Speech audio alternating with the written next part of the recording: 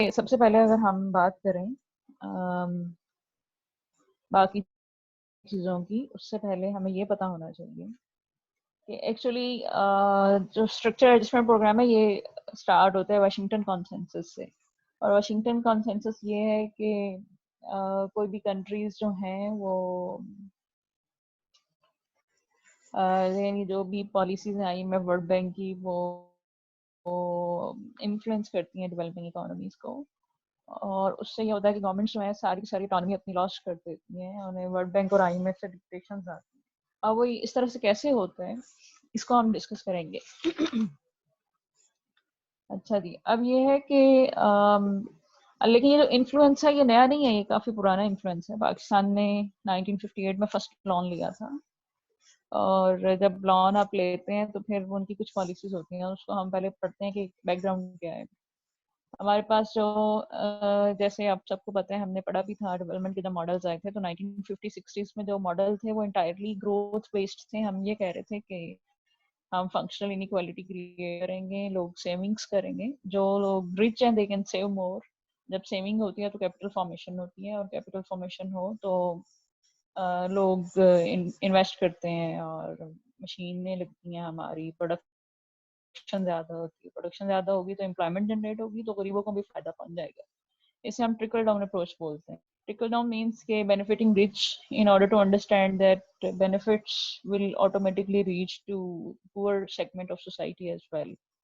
तो क्या trickle down जो है वो इफेक्टिव है कि नहीं? पाकिस्तान ने इसको ऑब्जर्व किया है कि इफेक्टिव नहीं है। हमारे आपने देखा है कि क्लास क्रिएट होगी, क्लासेस, और उसमें पॉवर्टी इनइक्वालिटी ज़्यादा बढ़ गई।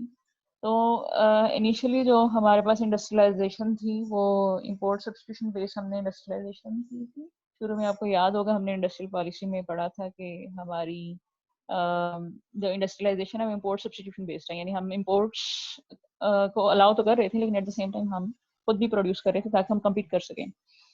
अच्छा, और दूसरा यह कि हमने एग्रीकल्चर को भी निगलेक्ट किया, लेकिन फिर जब हमने एग्रीकल्चर में पॉलिसीज लगाई तो ग्रीन रेवोल्यूशन भी पाकिस्तान में आया और उससे क्लासेस आ गई हमारी इंडस्ट्री में भी। और कुछ फर्म्स के पास आपकी 50% से ज़्यादा एसेट्स हैं, और इसी तरह से जो लैंड लॉर्ड्स हैं वो आपको पता है कंसंट्रेशन है लैंड की, और उससे इनइक्वालिटी ज़्यादा क्रिएट होती है। तो पूरी दुनिया ने 50-60s और उसके बाद की जो पॉलिसीज थी उनको देखा, और हमने ये भी देखा कि हमारे जो सोशल वेरिएबल्स हैं वो किस तरह से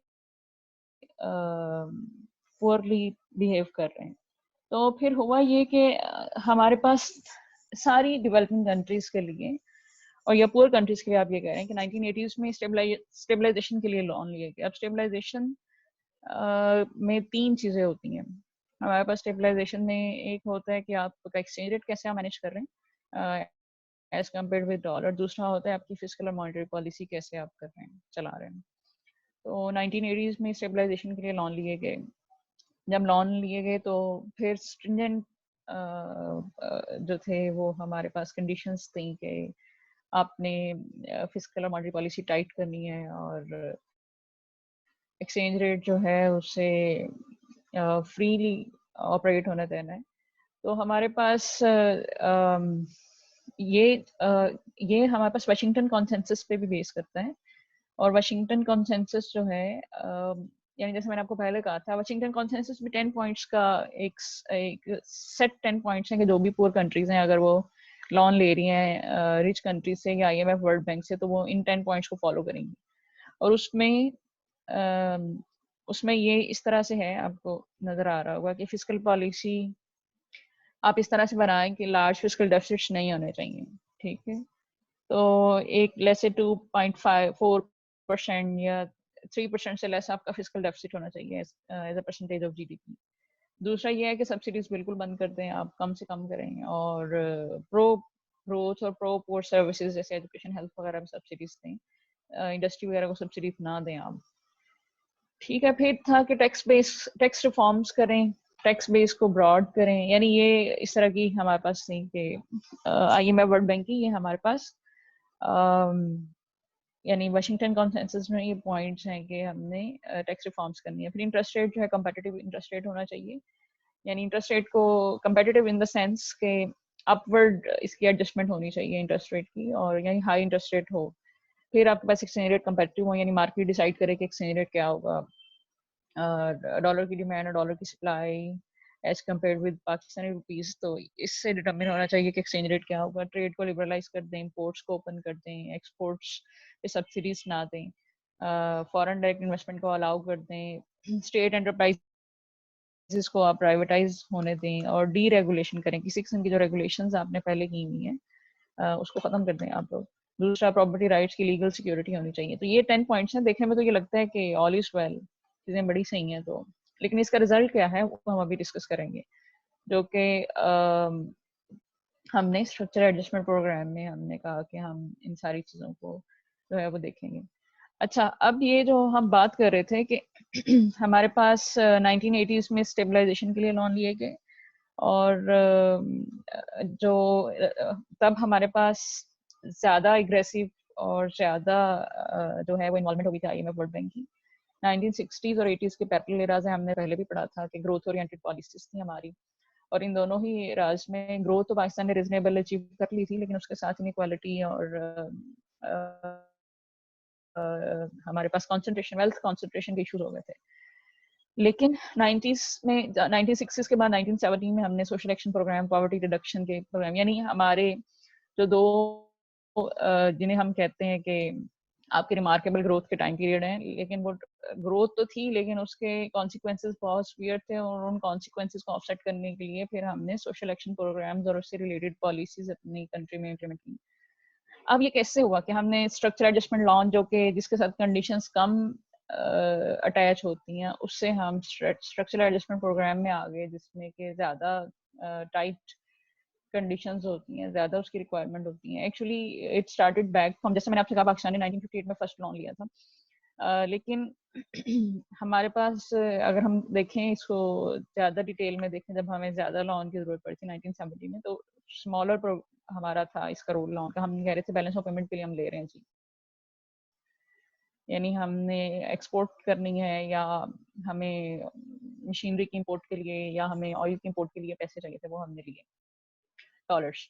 लेकिन फिर ये हुआ कि 70s में आपको पता है कि ओपेक बना था, और ओपेक जो अरब कंट्रीज थी, उनके पास पैसे बहुत ज़्यादा आ गए थे, क्योंकि ऑयल की प्राइसेस पर बैरल बहुत बढ़ गई थी, $3-4 से 11 और फिर $30 तक चली गई।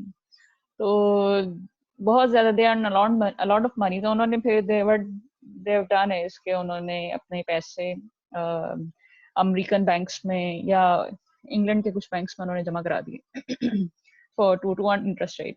अब बैंक्स ने कहाँ से पैसे, उन पैसों को कैसे यूटिलाइज करना था, so they earn dollars out of selling their oil, we call them petro dollars, और वो फिर उन्होंने कमर्शियल बैंक्स को दे दिया। कमर्शियल बैंक्स ने आगे फिर पाकिस्तान और हमारी तरह के और कंट्रीज को आगे लोन एडवांस करते हैं with you know at that time with some lower interest rate, ताकि लोग लें। और उससे फिर क्या हुआ कि जब लोगों को लगा कि ऐसा लोन तो लेना इतना आसान है और पैसे हम लोन ले सकते हैं, तो लोगों ने, जो गवर्नमेंट्स थी, उन्होंने लग्जरी कंजम्पशन की, डेट बढ़ता गया।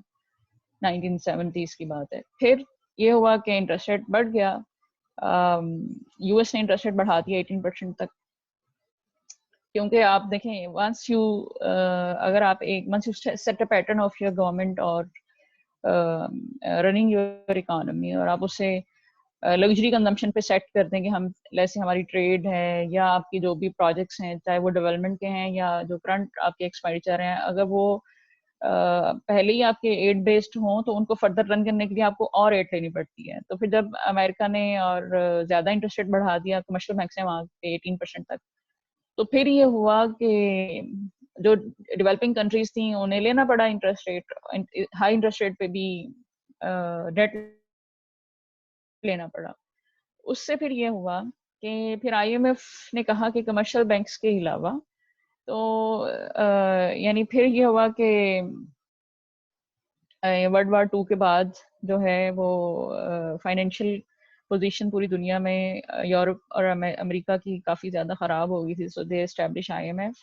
और आईएमएफ ने फिर जब पुअर कंट्रीज को लगा कि कमर्शियल जो लोन है वो काफ़ी ज़्यादा इंटरेस्ट रेट पे मिल रहा है, तो आईएमएफ ने कहा ठीक है, लोन तो मैं दूंगा, लेकिन उसके साथ कुछ कंडीशंस इन्वॉल्व होंगी जिसमें हमने स्टेबलाइजेशन, जिसे हम स्टेबलाइजेशन बोलते हैं, जिसमें बैलेंस ऑफ पेमेंट को देखना होता है, डोमेस्टिक डिमांड कम करनी होती है, मॉनेटरी फिस्कल पॉलिसी को देखना होता है, और रिफॉर्म्स, इंस्टीट्यूशनल रिफॉर्म्स लानी होती हैं। तो फिर क्या हुआ, लॉन्गर ड्यूरेशन के लोन मिले और ज्यादा कंडीशंस उनके साथ अटैच हुई। ठीक है, और इंटरेस्ट रेट, कभी इंटरेस्ट रेट कम था, कभी इंटरेस्ट रेट ज्यादा भी था। पाकिस्तान में हमने 1958 में फर्स्ट लोन लिया था, और उसके बाद हमने 1988 में जो पाकिस्तान प्रॉपर, जैसे मैंने कहा कि हम एंटर हुए थे आईएमएफ के प्रोग्राम में, वो 1988 का फर्स्ट जो था वो फॉर्मल प्रोग्राम था। ये हमारे पास $516 मिलियन का था, जो किसी भी कंट्री को सबसे ज्यादा लोन एडवांस किया गया था आईएमएफ की तरफ से उस वक्त। तो लेकिन कंडीशंस बहुत हार्श थी। उसके कुछ टारगेट्स थे वो, जैसे थे टैक्सेस को आपने बढ़ाना था, सब्सिडीज को कम करना था, इन्फ्लेशन को कंट्रोल करना था, डेट को कम, डोमेस्टिक डेट को, डोमेस्टिक बोरोइंग को कम करना था। तो ये कंडीशंस थी। तो बाकी हम और भी डिटेल में आगे पढ़ेंगे कि किस तरह से हम उसके बाद 1988 के बाद 91, 90, और वो भी जो प्रोग्राम था हमने उससे कंप्लीट नहीं किया। कंप्लीट का मतलब होता है कि आपको जब लोन जितना दिया जाता है, जैसे $516 मिलियन का, तो क्या आप सारा ही विथड्रॉ करते हैं कि नहीं करते हैं? विथड्रॉ का मतलब होता है कि आईएमएफ मॉनिटर करता है कि आपकी पॉलिसीज कैसे रन हो रही हैं। अगर आईएमएफ को लगता है कि आप इम्प्लीमेंट कर रहे हैं पॉलिसीज को जो कि रिक्वायर्ड हैं, जैसे लेट्स से सब्सिडीज को कम कर रहे हैं, टैक्स का एक स्पेसिफिक परसेंट पॉइंट आपने रेज किया है, उससे रेवेन्यू जनरेट किए हैं, तो फिर आप विदड्रॉ कर सकते हैं फंड्स आईएमएफ से। लेकिन अगर आपने नहीं किया तो आप नहीं कर सकते। तो पाकिस्तान में ऐसे ही हुआ कि 1988 में हमने लोन लिया था तो हमने कंडीशंस मीट नहीं की, और उससे ये हुआ कि हमारे पास हम फंड ड्रॉ नहीं कर सके सारे के सारे जो हमने लेने थे आईएमएफ से। फिर हमने एक और स्ट्रक्चरल एडजस्टमेंट फैसिलिटी में हम 91, 94 में हम ऐड हुए। कंडीशंस उससे ज़्यादा हार्शर थी। कंडीशंस पहले तो ये था कि आपके डोमेस्टिकली रिसोर्सेज से जिनको आपने मैनेज करना था, उसके बाद फिर उन्होंने ट्रेड वगैरह पे भी रेस्ट्रिक्शंस लगा दी। एक्सचेंज रेट को मैनेज करने को, एक्सचेंज रेट को फ्लेक्सिबल करने को कहा, टैरिफ को रेशनलाइज करने को कहा, जनरल सेल टैक्स को एक्सटेंड करने को कहा। तो जैसे जैसे हम आईएमएफ के साथ एंटर होते हैं उनके फर्दर एग्रीमेंट्स में, तो वैसे वैसे आपके पास जो आपके पास जो रूल्स हैं या जो पॉलिसीज हैं या जो भी कंडीशन है वो स्ट्रिंजेंट होती जाती हैं। तो डिफरेंट जो हमने 1988 से लेके 2000 तक 9 डिफरेंट एग्रीमेंट्स में हम आईएमएफ के साथ एंगेज हुए हैं, और उसमें ये हुआ है कि पाकिस्तान में उसके जो कॉन्सिक्वेंसेज हैं उसको हम बाद में पढ़ेंगे। तो असल में ये हुआ, जैसे मैंने आपको पहले बताया कि स्ट्रक्चरल एडजस्टमेंट लोन से हम स्ट्रक्चरल एडजस्टमेंट प्रोग्राम में आए। उसकी रीज़न ये थी कि इनिशियली कंट्रीज टूक a lot of loan on lower interest rate, they spent excessively on unproductive investments. उससे ये हुआ कि आपके डेट एक्यूमुलेट हो गए, और उन्हीं अनप्रोडक्टिव इन्वेस्टमेंट को फर्दर रन करने के लिए आपको और लोन लेना पड़ा, जो कि ज़्यादा इंटरेस्ट रेट पे था। और ज़्यादा इंटरेस्ट रेट पे लोन लेने के साथ साथ जो है वो कमर्शियल बैंक्स की बजाय फिर आईएमएफ फॉर्मल एक इंस्टीट्यूट बन गया, जिसको बहुत सारी कंट्रीज ने बैक किया। बहुत सारी कंट्रीज मेंबर भी हैं आईएमएफ के जो कि लोन लेते हैं। लेकिन उसने कहा कि ठीक है, लोन कम इंटरेस्ट रेट पे भी मिल जाएगा, लेकिन उसके साथ कंडीशन हार्श अटैच होंगी। अब वो कंडीशंस क्या है? दिस स्टेबलाइजेशन का मतलब ये है कि मेजरली जो है वो 3 पॉलिसीज हमारे पास हम देखते हैं कि एक एक्सचेंज रेट को कैसे आप कंपेटिटिव बनाते हैं, दूसरा आपकी फिस्कल पॉलिसी क्या है, तीसरा जो है आपकी मॉनेटरी पॉलिसी क्या है। तो कंपोजिशन स्ट्रक्चरल एडजस्टमेंट प्रोग्राम की यही है कि सारी कंट्रीज के कोई रिस्पेक्टिव ऑफ द डिफरेंसेस, जो यानी पाकिस्तान के लिए वही बांग्लादेश अगर लोन लेगा, इंडिया लेगा, कोई और लेगा, तो उनके लिए भी उतना ही होगा। एक तो ये है कि जो मेजर पॉलिसीज है उसमें कि ट्रेड पॉलिसी आपकी कैसी होनी चाहिए। आपका एक्सपोर्ट लेड पाथ होना चाहिए। आप एक्सपोर्ट के थ्रू आप एक्सपोर्ट प्रमोशन पॉलिसीज आपकी होनी चाहिए। एक्सपोर्ट प्रमोशन यानी इसमें ये हो सकता है एक्सचेंज रेट कंपेटिटिव, आपका एक्सचेंज रेट डिवैल्यूड हो। डिवैल्यूड का मतलब ये है कि आपकी इंपोर्ट्स एक्सपेंसिव हो जाएंगी और एक्सपोर्ट्स आपकी चीप हो जाएंगी। तो इस तरह से हो। फिर ये है कि आप ट्रेड रेस्ट्रिक्शंस को भी ख़त्म करें। जब ट्रेड रेस्ट्रिक्शंस को आपने ख़त्म करना है, तो यानी कोटास वगैरह आप ख़त्म करें, टैरिफ लगा लें, लेकिन टैरिफ भी आप इस तरह से लगाएं जो कि जस्टिफाइबल हो। कोटास नहीं होने चाहिए। ठीक है। क्योंकि आईएमएफ के साथ साथ वर्ल्ड ट्रेड ऑर्गेनाइजेशन की भी मेंबर कंट्रीज हैं जिनको आईएमएफ से लोन मिलता है, तो वर्ल्ड ट्रेड ऑर्गेनाइजेशन के हिसाब से जीरो टैरिफ होना चाहिए और किसी किस्म का कोटा भी नहीं। ट्रेड जो है फुली लिबरलाइज्ड होनी चाहिए। लिबरलाइज का मतलब ये होता है कि आप किसी किस्म की कोई बैन नहीं होना चाहिए इंपोर्ट और एक्सपोर्ट्स पे। तो ट्रेड पॉलिसी कैसी होनी चाहिए कंट्रीज की? एक्सपोर्ट लेड पाथ हो। और एक्सपोर्ट लेड पाथ कैसे हो सकती है? आप एक्सचेंज रेट को डीवैल्यू करें। एक्सचेंज रेट को डीवैल्यू का मतलब ये है कि आपकी एक्सपोर्ट्स जो है वो चीप हो जाएंगी, आपकी इंपोर्ट्स जो है वो एक्सपेंसिव हो जाएंगी। तो एक्चुअली इससे ये होता है कि आपकी इंपोर्ट जब एक्सपेंसिव होती है, पाकिस्तान देखें हमारी इंपोर्ट्स हमेशा से ज्यादा है, एक्सपोर्ट्स कम है। और हमारी इंपोर्ट्स भी क्या होती है? मशीनरी होती है, क्रूड ऑयल होता है, हैवी मशीनरी होती है, और हम ये ज्यादा इंपोर्ट करते हैं। इसका मतलब है जब हम एक्सपेंसिव इंपोर्ट कर रहे हैं तो हम इन अदर वर्ड्स हम इन्फ्लेशन इंपोर्ट कर रहे हैं, तो आपकी कंट्री में इन्फ्लेशन बढ़ जाएगा। पाकिस्तान जैसी और भी पूर कंट्रीज में इन्फ्लेशन बढ़ने के बहुत ज्यादा चांसेस होते हैं। ये इन्फ्लेशन यानी ये पॉलिसी जो है इन्फ्लेशन को इंड्यूस करती है। सेकंड जो है वो फिर हमारे पास है फिस्कल पॉलिसी। फिस्कल पॉलिसी में ये है कि आप फिस्कल डेफिसिट्स को कम करते हैं। फिस्कल डेफिसिट को कैसे कम किया जा सकता है कि आप यानी आप, इसका मतलब है कि आप रेवेन्यू को बढ़ाएं और एक्सपेंडिचर्स को कम करें। अब पाकिस्तान कौन एक्सपेंडिचर कम कर सकता है?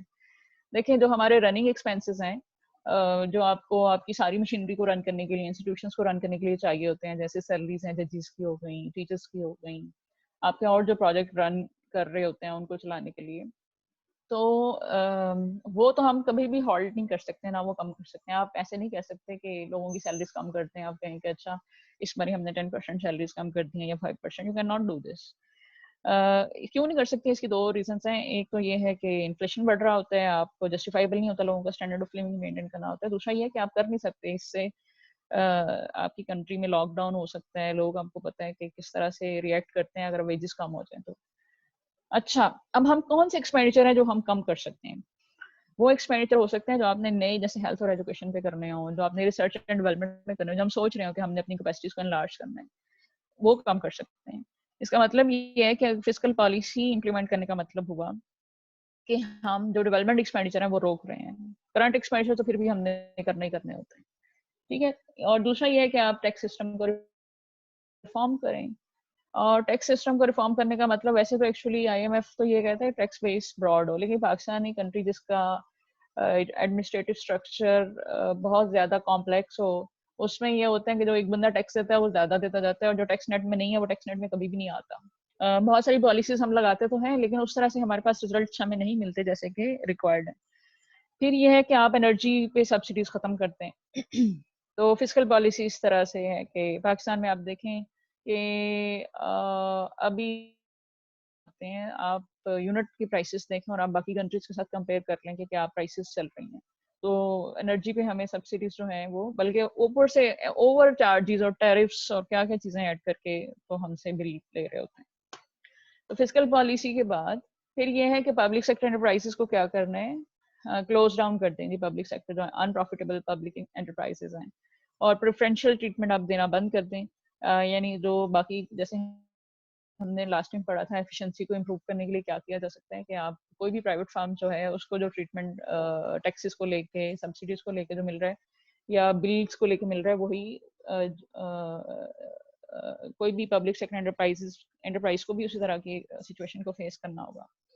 फिर हमारे पास फाइनेंशियल सेक्टर में ये है कि आप रेगुलेटरी फ्रेमवर्क बढ़ाएं, इम्प्रूव करें, कॉन्फिडेंस रिस्टोर करें, यानी आपके जो बैंक्स के थ्रू या फिर स्टॉक मार्केट्स में जो भी लोग इन्वेस्ट करना चाह रहे हैं, आप इंटरेस्ट रेट सीलिंग को रिलैक्स करें। यानी इंटरेस्ट रेट को, असल में ये है कि आप सीलिंग को रिलैक्स करने का मतलब ये है कि बढ़ सकता है interest rate can rise to any level. Ceiling को रिलैक्स करने का मतलब ये है। और दूसरा ये है कि इस तरह से रिसोर्स को आप मोबिलाइज करें कि लोग अपनी सेविंग्स को निकालें और इन्वेस्ट करें, या पैसे निकाल के बैंक्स में जमा कराएं या इन्वेस्ट करें। तो रिसोर्स को किस तरीके से मोबिलाइज करना है। फिर इंडस्ट्रियल पॉलिसी ये है कि प्रोटेक्शन खत्म कर दें हर तरह की। प्रोटेक्शन का मतलब ये होता है कि हम इम्पोर्ट्स से कैसे अपनी लोकल इंडस्ट्री को बचाते हैं जो कि इन्फेंट होती है। जैसे फॉर एग्जांपल अगर हम लेदर मैन्युफैक्चरर्स की बात करें, लेदर प्रोडक्ट्स की, तो पाकिस्तान और चाइना जो है वो एक दूसरे के कंपेटिटर्स हैं इसमें।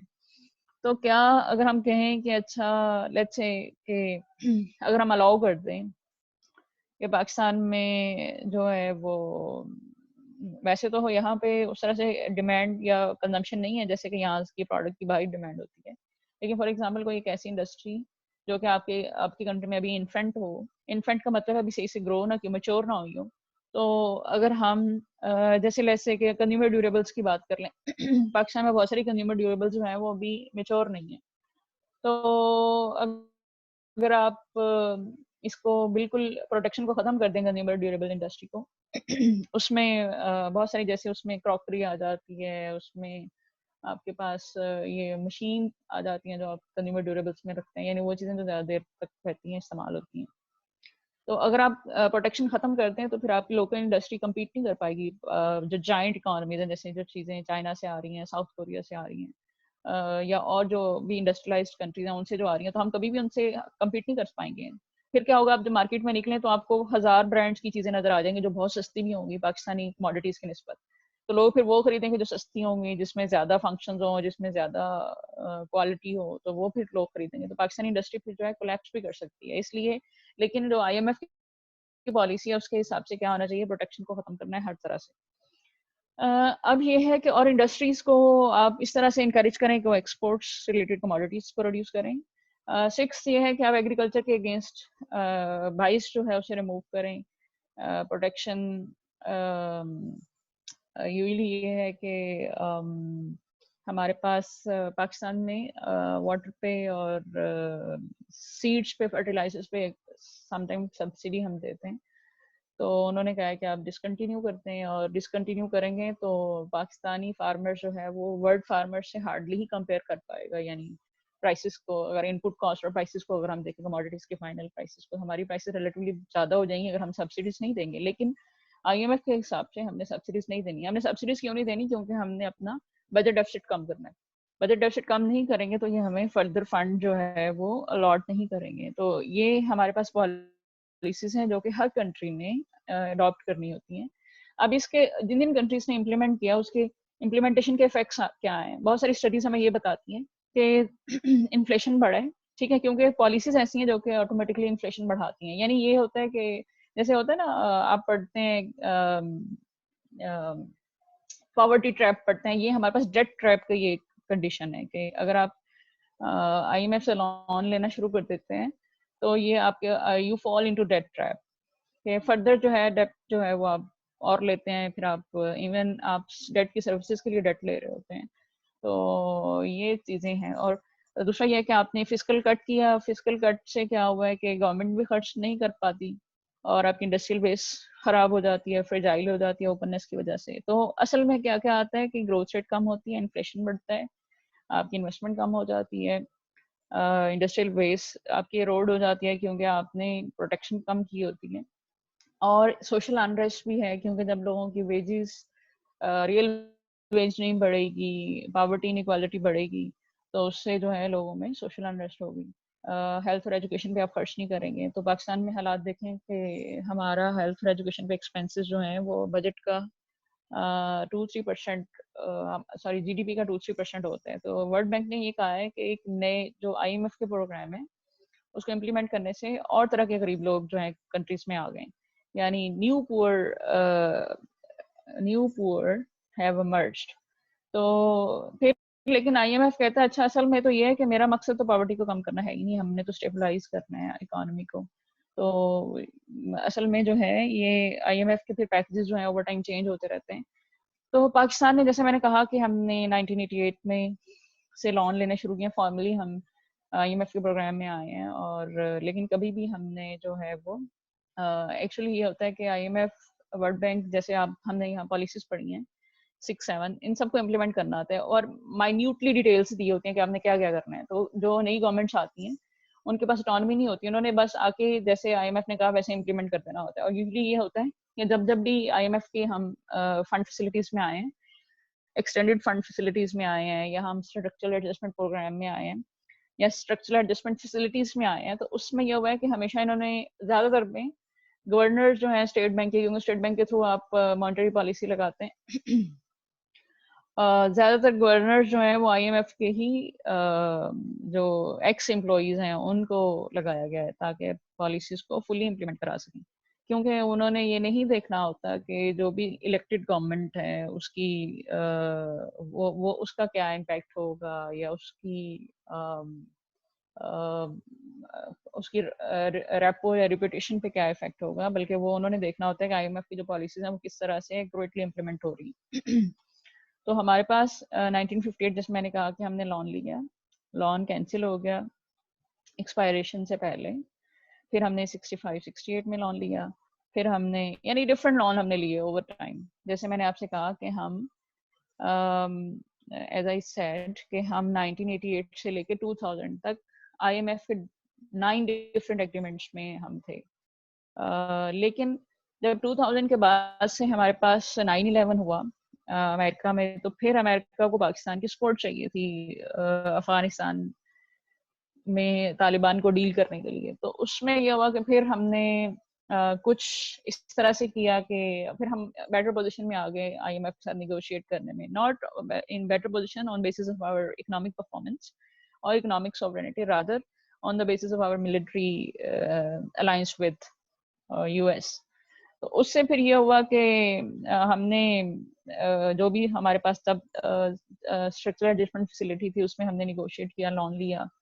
फिर 2000 और 2000 यानी 9/11 के बाद 2001 से लेके 2007 तक जो है हमारी स्पेक्टेकुलर ग्रोथ है, यानी जब मुशर्रफ का टाइम पीरियड था उससे पहले हमारे पास बहुत अच्छी ग्रोथ रेट थी।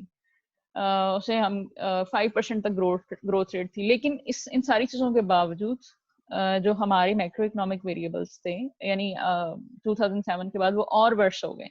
अब वो वर्ष क्यों हो गए, उसकी क्या रीजन थी?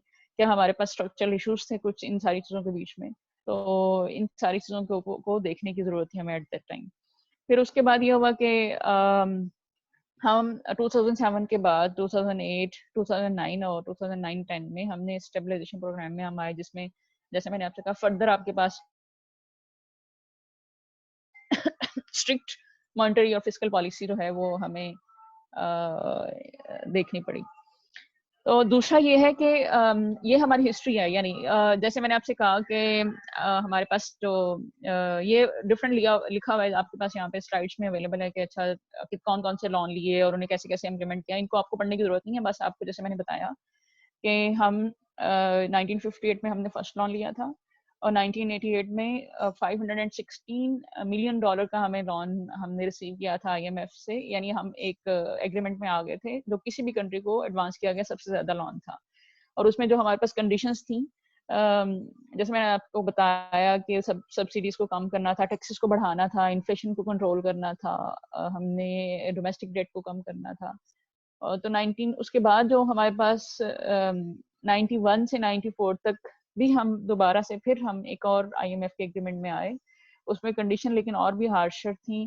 कंडीशन में बाकी कंडीशंस के साथ साथ एक जो कंडीशन और ऐड होगी वो ट्रेड रिफॉर्म्स थी। और ट्रेड रिफॉर्म्स में आते हैं सबसे पहले कि आपका जो एक्सचेंज रेट है वो कंपेटिटिव एक्सचेंज रेट होना चाहिए, ठीक है। और साथ में आपका जो जीएसटी वगैरह में एक्सटेंशन थी, टैरिफ को रैशनलाइज करने के बारे में भी कहा गया था। अच्छा जी, उसके बाद जो टोटल टाइम पीरियड है 1988 से लेकर 2000 तक का, हम तकरीबन आईएमएफ के 9 डिफरेंट प्रोग्राम्स में हम आ गए थे डिफरेंट डिफरेंट टाइम्स में। लेकिन 2000 के बाद पाकिस्तान की सिचुएशन बेटर होगी 9/11 की वजह से, हमने बेटर डील किया और उसकी रीजन जो जैसे मैंने आपको पहले बताई। तो 2000 से लेके 2007 तक का जो टाइम पीरियड है वो पाकिस्तान का रिमार्केबल या स्पेक्टेकुलर ग्रोथ रेट था। 5% आपकी इकोनॉमी में अच्छा ग्रोथ रेट आ रहा था। लेकिन कुछ ही टाइम पीरियड में ग्रोथ रेट जो है वो आपको उसके पॉजिटिव इफेक्ट्स की बजाय कॉन्सिक्वेंसेस बेयर करने पड़े, जिससे हमें है वो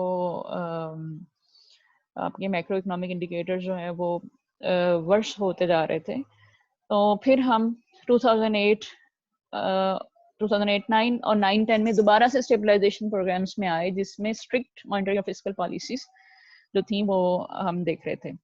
तो ज्यादातर इसमें जो मैंने कहा कि स्टेबलाइजेशन पॉलिसीज में क्या होता है कि आपका एक्सचेंज रेट जो है वो फ्लोटिंग एक्सचेंज रेट होता है। और एक्सचेंज रेट में जैसे हमने कहा कि सीलिंग के ऊपर कोई बैन नहीं होता, तो यानी अपवर्ड आपकी मूवमेंट होनी चाहिए एक्सचेंज रेट की, यानी आपकी करेंसी डीवैल्यू हो। डीवैल्यू होने का मतलब ये है कि आपका एक्सपोर्ट्स जो है वो आप ज़्यादा कर सके और इम्पोर्ट्स कम कर सकें, क्योंकि इम्पोर्ट्स महंगी हो जाती हैं। लेकिन जो कंट्रीज़ पाकिस्तान है, पाकिस्तानी की तरह की जो पुअर कंट्रीज़ हैं, उनके इम्पोर्ट्स महंगे होने का मतलब ये होता है कि इन्फ्लेशन को आप इन अदर वर्ड्स इम्पोर्ट करना, ठीक है?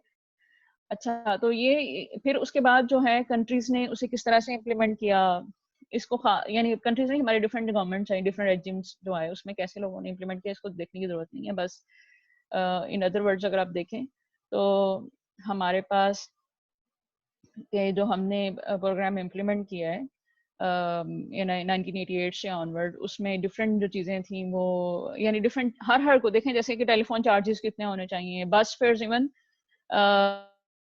जो हमारे पास 1988 में था, तब स्कूल में जो बच्चे या कॉलेजेस में बच्चे जो मूव किया करते थे एक शहर से दूसरे शहर या गांव से शहरों में, तो उनका पास हुआ करता था, उन्होंने पैसे नहीं देना हुआ करते थे, यानी वो अपना स्टूडेंट कार्ड दिखा के बैठ जाते थे। इवन वो भी रेगुलेट कर दिया, डीरेगुलेट कर दिया कि बस फेयर्स भी देंगे, यानी यहाँ तक कि मिनटली डिटेल दी होती है कि आपने कौन कौन सी पॉलिसीज को कैसे इंप्लीमेंट करना है। तो किसी किस्म की ऑटोनॉमी नहीं रहती आपकी गवर्नमेंट के पास कि आपने करना क्या है। सेवरेज पे टैरिफ्स हैं, वाटर पे हैं, रोड रेल और एविएशन पे टैक्सेस एक आ जाते हैं, यानी हर चीज़ को बहुत डिटेल में बताया जाता है कि आपने कैसे कैसे करना है।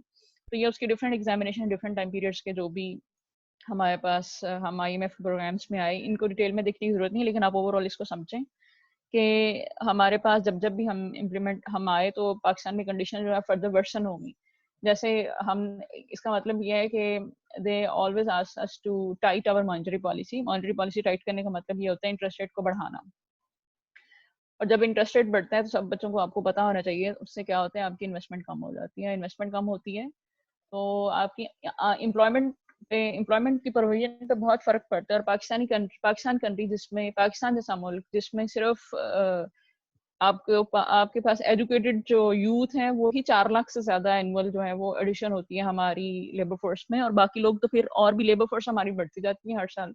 लेकिन अगर जॉब्स ना उस तरह से आपके पास अवेलेबल हो, तो फिर सोशल अनरेस्ट तो होना ही होना है।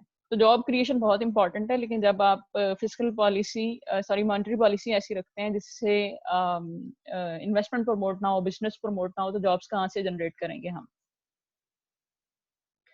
ठीक है, उसके बाद फिर ये है कि हमारे पास फिर अगर हम फिजिकल पॉलिसी की बात करें, फिजिकल पॉलिसी स्ट्रिक्ट का मतलब ये है कि आप गवर्नमेंट एक्सपेंडिचर कम से कम होनी चाहिए। और जब गवर्नमेंट एक्सपेंडिचर कम होगी, तो उससे फिर आप देख लें कि हम कहाँ पे एक्सपेंडिचर्स कम कर सकते हैं। यानी हम नए हॉस्पिटल्स नहीं बना सकते, हम जो है वो एजुकेशन सेक्टर में नहीं कर सकते, हम लोगों को स्किल अप नहीं कर सकते, तो रिसर्च एंड डेवलपमेंट में हम कम पैसे लगा सकेंगे। तो इस तरह से होते हैं। अच्छा जी, अब ये है कि जैसे जो आपके पास माइक्रो और मैक्रो इकोनॉमिक इफेक्ट्स थे आपके पास, जो IMF के प्रोग्राम के हैं, कि आपके, जैसे मैंने कहा कि एक तो ये है कि आपके लेबरर जो है वो इफेक्ट होती है, GST बढ़ा दिया जाता है, GST बढ़ता है तो आपका इन्फ्लेशन बढ़ जाता है। गवर्नमेंट खर्च कम करती है, उससे ये होता है गवर्नमेंट ने हायरिंग भी कम करनी होती है। ठीक है, एक तो ये है कि आप सब्सिडीज कट करते हैं, आप R&D में खर्च नहीं करते, आप हेल्थ एजुकेशन में खर्च नहीं करते। दूसरा ये है कि आपने हायरिंग भी कम करनी होती है। इसका मतलब ओवरऑल आपकी जो लेबर फोर्स है या आपकी जो एम्प्लॉयमेंट है उसके ऊपर सीवियर इफेक्ट होते हैं। और पॉवर्टी जो है वो फिर बढ़ जाती है अगर आप करते हैं। तो अब ये है कि क्या गवर्नमेंट जो है वो ऑटोनमस है कि नहीं है। तो ज़्यादातर ये होता है कि गवर्नमेंट्स बिल्कुल भी ऑटोनमस नहीं होती। जैसे मैंने आपसे कहा कि उन्हें सारी डिटेल्स दी जाती हैं, उन्होंने कैसे कैसे इम्प्लीमेंट करना होता है।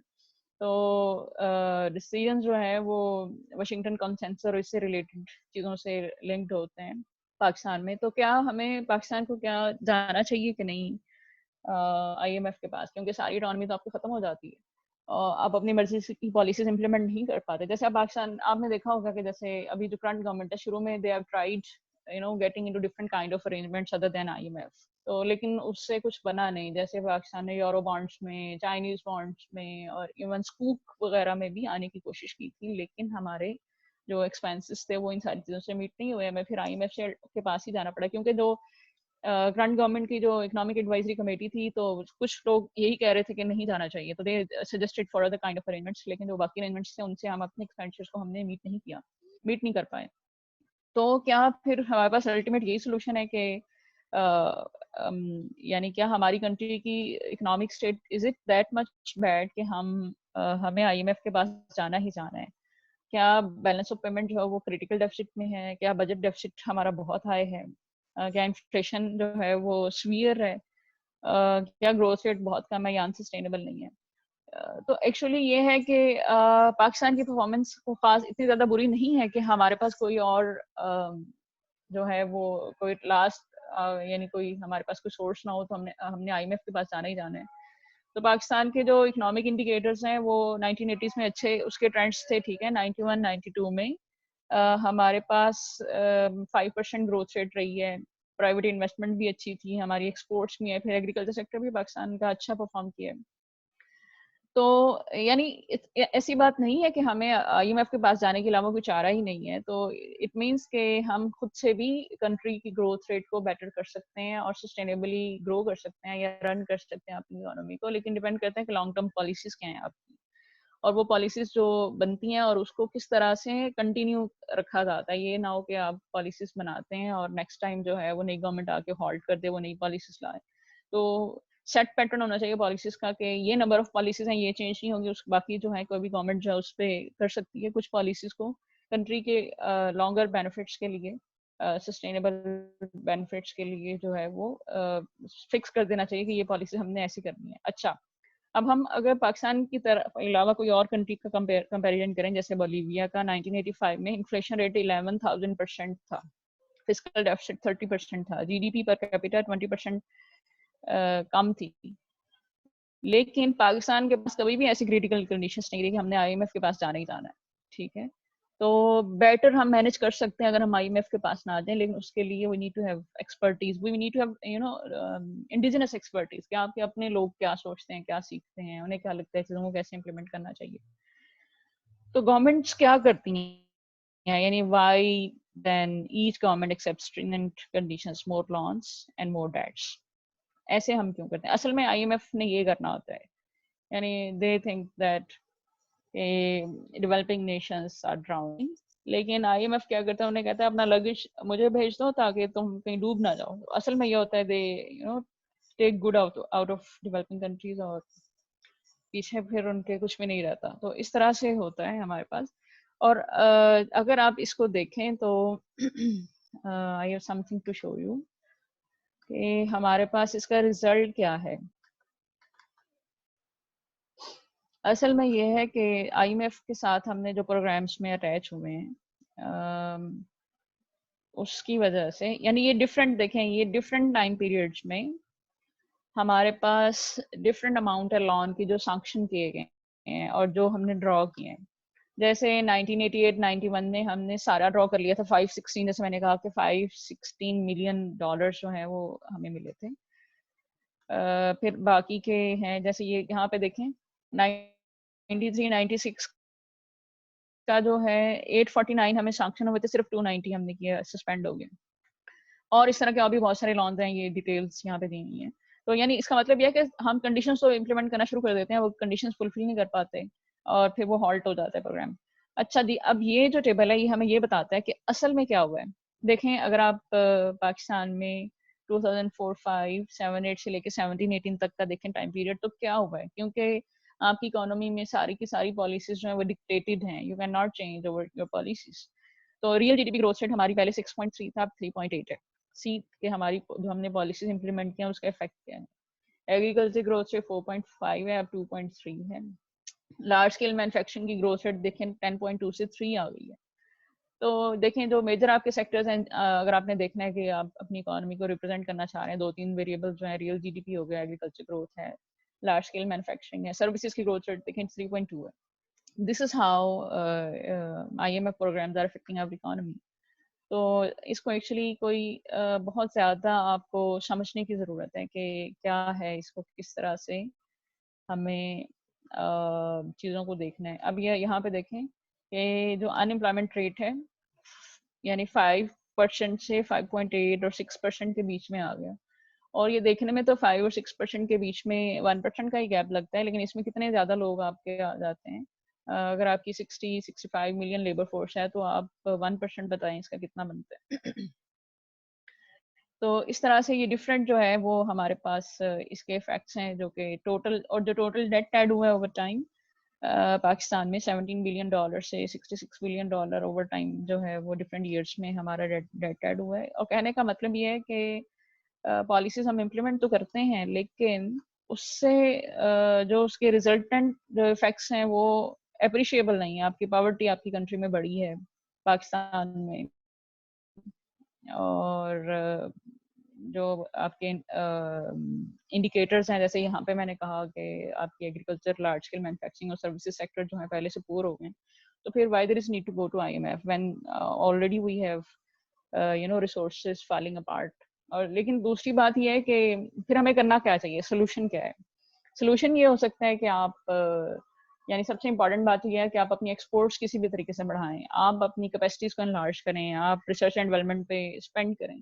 जैसे यहाँ पे जो इंडस्ट्री है सियालकोट में, आप देखते हैं कि हमारे पास लेदर मैन्युफैक्चरर्स है, फिर सर्जिकल है, इनमें हम इनको एनलार्ज कैसे कर सकते हैं? सबसे ज़्यादा जो आपके एक्सपोर्ट में शेयर आता है वो टेक्सटाइल का है। टेक्सटाइल को हम किस तरह से बेटर कर सकते हैं कि हमारे जो कंपेटिटर्स हैं, बांग्लादेश, साउथ कोरिया, टर्की है, इनको कैसे हम जो है वो बीट कर सकते हैं, तो इनको कैसे compete कर सकते हैं आप इनोवेशन लाइन सारी चीज़ों में, ताकि वर्ल्ड डिमांड आप मीट करें। आप आपका एग्रीकल्चर में ग्रोथ रेट आप बढ़ाएं, अपनी बाय प्रोडक्ट्स लेके आए, किसी तरीके से भी एक्सपोर्ट आपने बढ़ानी है, क्योंकि जब भी हम क्योंकि ऑयल प्रोड्यूस नहीं करते, तो आपकी कंट्री का जो, या फिर क्रूड ऑयल पे रिलायंस कम करें, आप उसका सब्स्टिट्यूट निकालें ताकि आपको पैसे कम लगाने पड़ें, इंपोर्ट्स कम करनी पड़े आपको। और दूसरा ये है कि जो अननेसेसरी इंपोर्ट्स हैं उनको बैन कर दें, कुछ देर के लिए, 1-2 साल के लिए करते हैं, ज़्यादा ना करें।